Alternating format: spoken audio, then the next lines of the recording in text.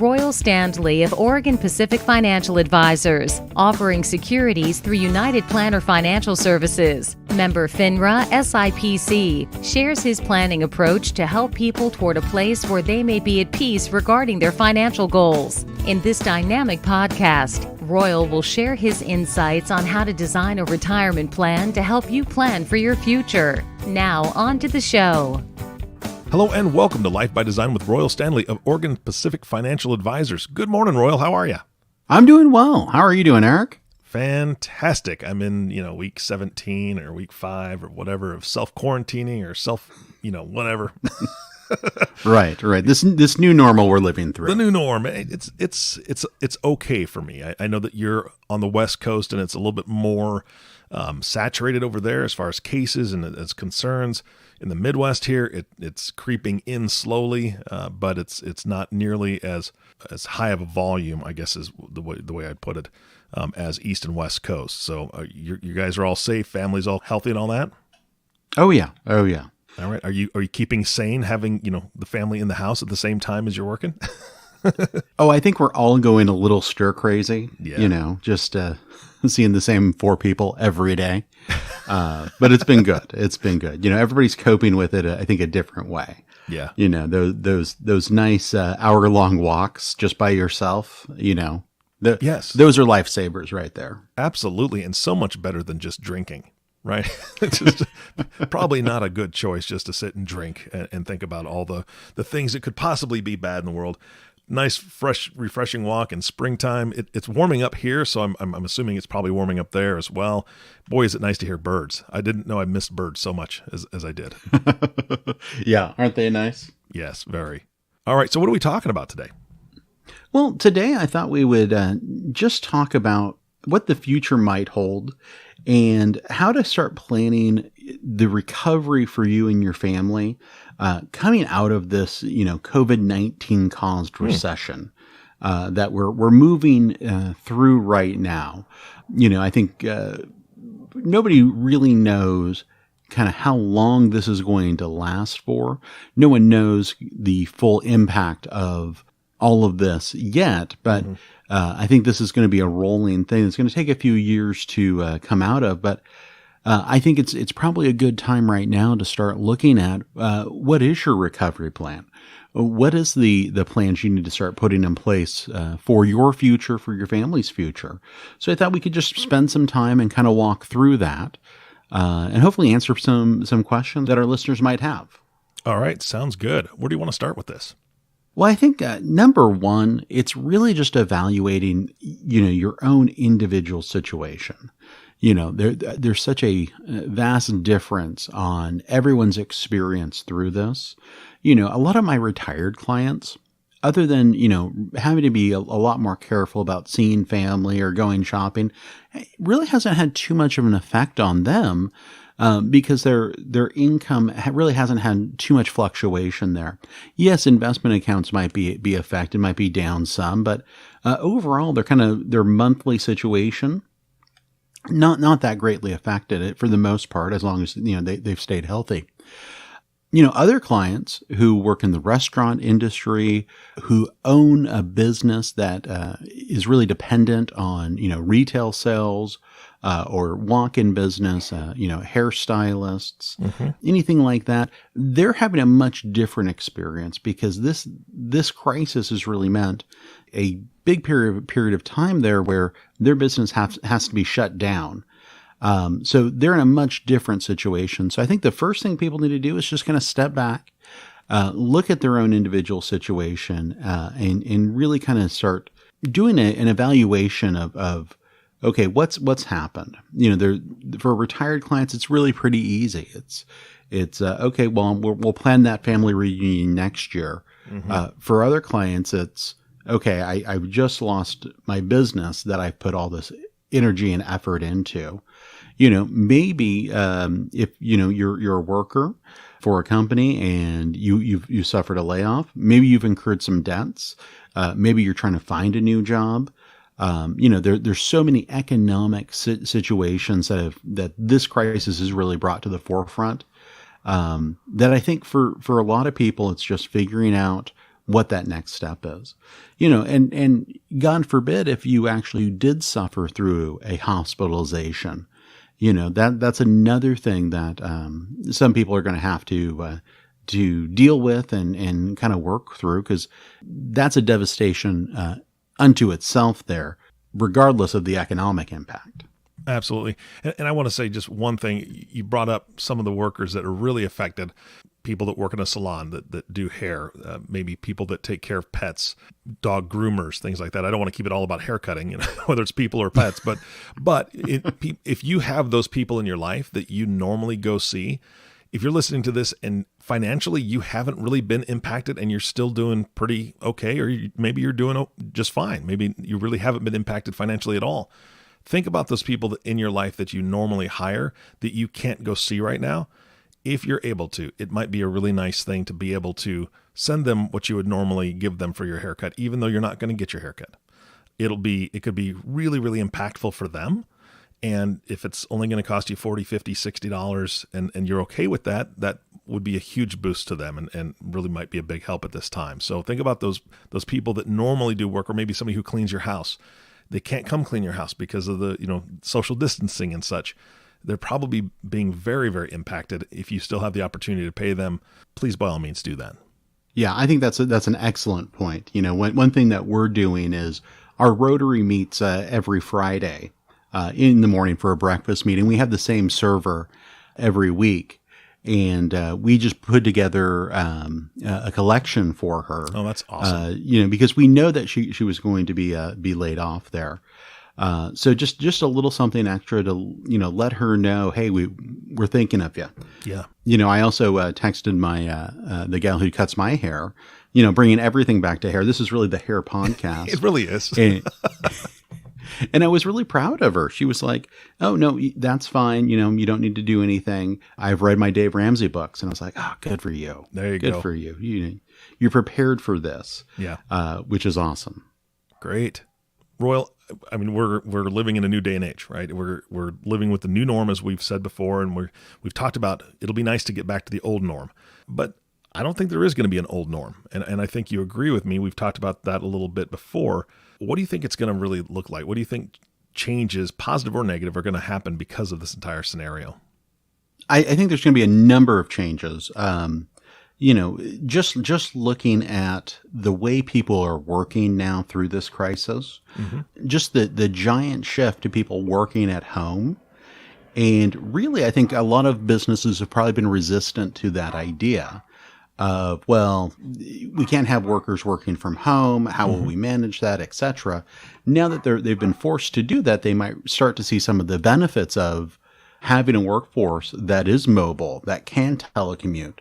It probably won't be to the same degree, but just having that technology really changes things. It really changes the whole idea of, do I really need a big office space to house all of these employees, or, hey, can we just have them work from home? It creates some interesting efficiencies from that standpoint. I think a lot of people are going to get a lot more comfortable having online meetings than they ever were before. That's something that we're looking at in our industry, is with our client communications, just shifting so many more things to an online appointment where people can see my screen and log in, and we can just kind of go over things that way.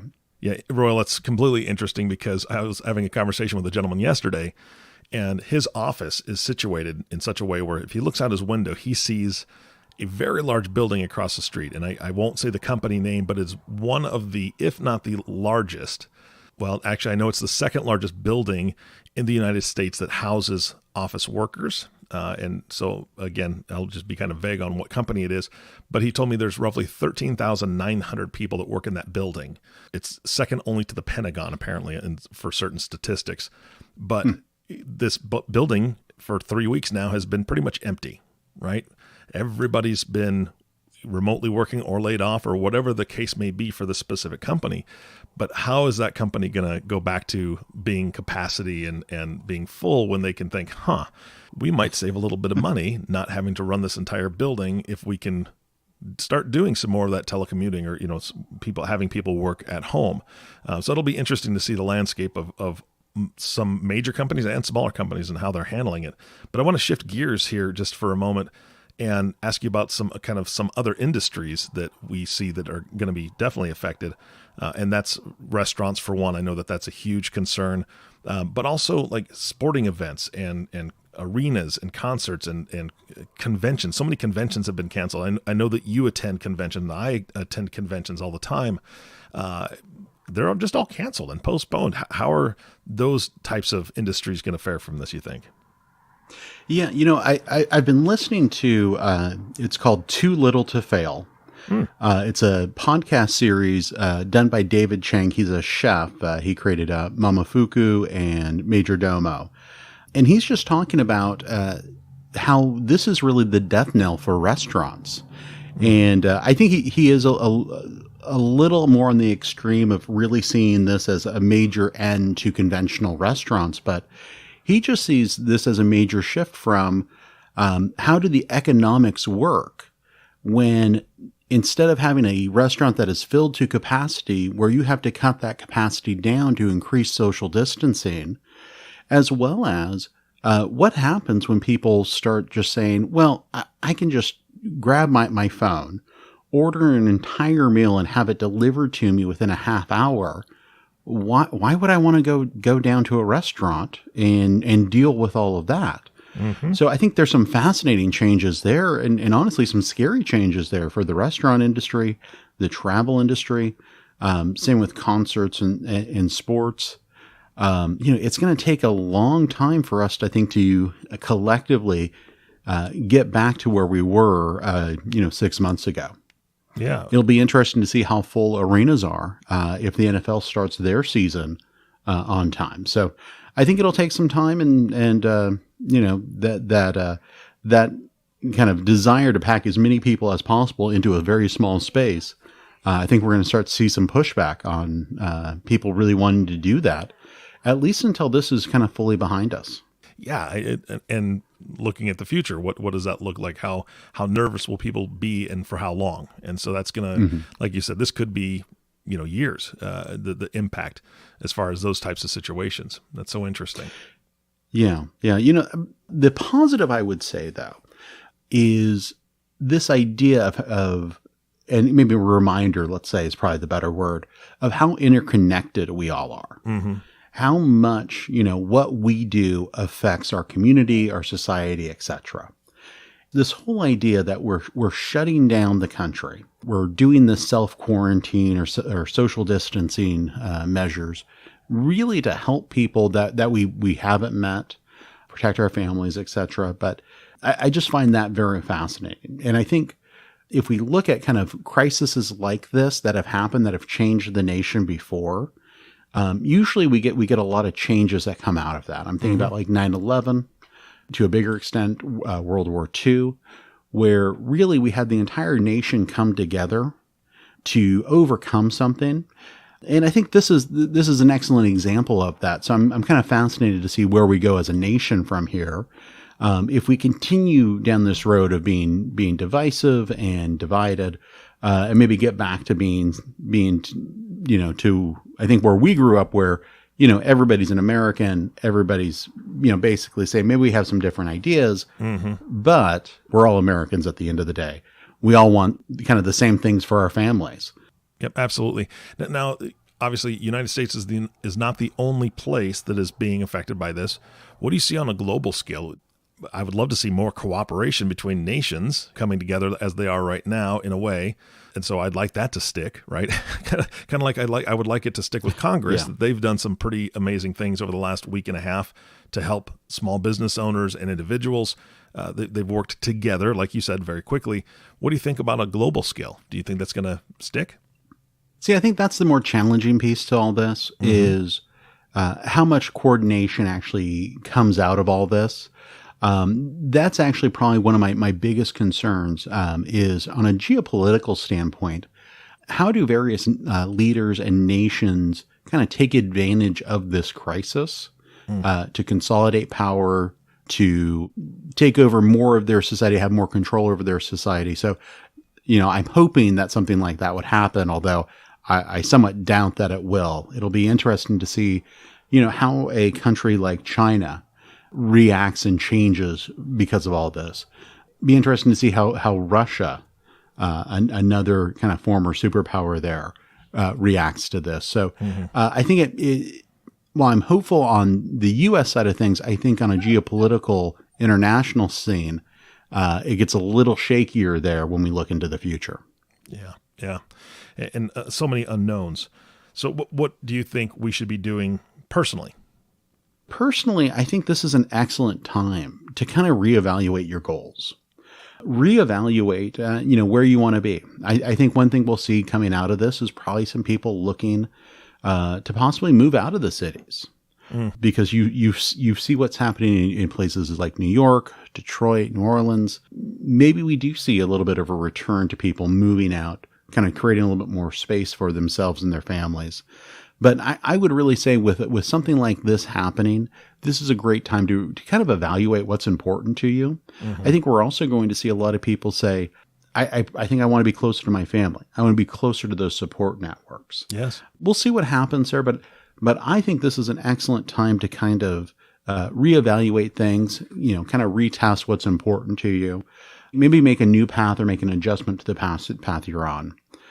I think the main thing I wanted to talk about today was just how best to get back to even. When we have a crisis like this, if you lost your job, you lost your business, how do you start to kind of regain your footing there? And what I just wanted to spend a little bit of time on was just going back to kind of those Dave Ramsey principles to just help people kind of understand, hey, these are the things you need to do to kind of get back to normal. Number one is kind of doing that evaluation. How much debt did you take on? How much of your savings have you drained? If it has been a devastating loss, it's looking at, how do you pick those pieces back up and start to make sense of that again? So, number one, when we look at those Dave Ramsey baby steps, his recommendation is to get that $1,000 of cash emergency fund. Stop the use of any credit cards or anything like that. I think that's an excellent kind of short-term goal for people that they can focus on. It's something that's usually fairly achievable within a month or two, assuming that you have a job and that you're able to work. That is the big caveat there. And then, baby step number two is really working on getting those debts paid off, really focusing on those smaller debts right away, creating that debt snowball, to really kind of focus on taking kind of that massive action to get that first debt paid off, then the second debt paid off, then the third debt paid off. And then baby step number three, getting that 3 to 6 months of living expenses in the bank as your true emergency savings. Yeah. That has really been one of the most important things I've seen through all this. And, I'm just so thankful that, I'm in a position to advise people, hey, this is really important before you get to investing and before you get to tying up all these funds, we've got to have that in the bank. I mean, Royal, that harkens right back to your stylist, right? She said, I've read Dave Ramsey, I've done the steps, and so she's not as stressed out as somebody who hasn't and is in this is facing the same situation. So it's not just just in case. It's really you're buying yourself peace of mind by doing that. Exactly. I think there's going to be a whole lot of people who even if they weren't doing this before, now just see, oh wow, this is really important to do. This is something we need to focus on and do for the future. And I just, my heart goes out to all the people out there who just have those challenges in front of them to, get back up on this road, to get back to where they were. But I truly believe that with, dedication and hard work, this is something that you can overcome. Yeah, absolutely. I agree. Well, I know that we're focusing on, how to move forward, what's going to happen in the future, so on and so forth. But for those that are listening right now, what advice would you give them as far as on the investment side, where they're at right now and what they maybe should be doing or thinking about? Great question. The big thing I would say is it depends on how you reacted to this. A lot of our clients, they're in well-diversified portfolios. with a proper allocation to bonds and stocks, they were able to just kind of ride through this. So if you're in kind of that buy and hold type strategy, keep it up. You're doing the right thing. These portfolios that we put together are designed to ride through periods of time like this. It's not always fun, but that's what they're designed to do. Yeah. I think one of the biggest challenges is if you were in cash or you moved into cash, the hardest part is getting back into the market. We saw this in 2009. We talked about this on our last podcast as well. One of those big risks is, well, I'm in cash. I did the smart thing. Now, how do I get back into the market? Yeah. And that's where I see people make mistake after mistake here of trying to time the market, trying to wait for the right pullback to get their money invested. It just gets really challenging. So that's something where I would talk to an advisor about that situation to come up with a plan and a strategy. Maybe it's dollar cost averaging. Maybe it's, looking at your risk tolerance and just saying, okay, if you put that money in the market, here's the downside risks. What does that look like? What you don't want to do is just sit in cash for the next, 3-4 years, and miss out on, what we expect to be is a fairly rapid recovery once everything gets somewhat back to normal. Yeah. Cash under your mattress doesn't do anything for you besides make it lumpy and you don't get a good night's sleep. Exactly. So, as we wrap up here, I just want to kind of come back to the value of what we do, which is really as financial planners, doing annual reviews with people here with the markets down so much and being able to just kind of go over kind of their goals, their expectations, what they want to do with their lives. And even with the markets down, say, okay, well, here's what's changed. You're still able to do all these things, or maybe we need to make some tweaks here. Maybe we need to lower some income for a small period of time to let the markets recover. The value of that planning is just so important. And I really don't know how people are kind of making their decisions about their investment lives without it. Royal, I think, again, we've talked about this a lot. Planning and staying the course is always the best option, in my opinion. And I know that that's the opinion of what you do with your clients every day. And I love the fact that you're still available to your clients and to anybody who's listening to this podcast. If they want to reach out and just say, hey, look, here's my scenario, right? Here's my situation. And people right now have a lot of questions because of all the different programs that are coming out, that Congress is passing, all of the different things that they're hearing on the news. There's just a lot of information that it's just overload. And so we need somebody that can kind of help us to kind of walk through that. And I know that that's you for all your clients, and you can be that for every listener. So please give your phone number again so they can reach out to you. Yeah, absolutely. My number, 541-772-1116. Or if you have a question, just email me at royal@opfa.com. Perfect. Thank you so much, Royal.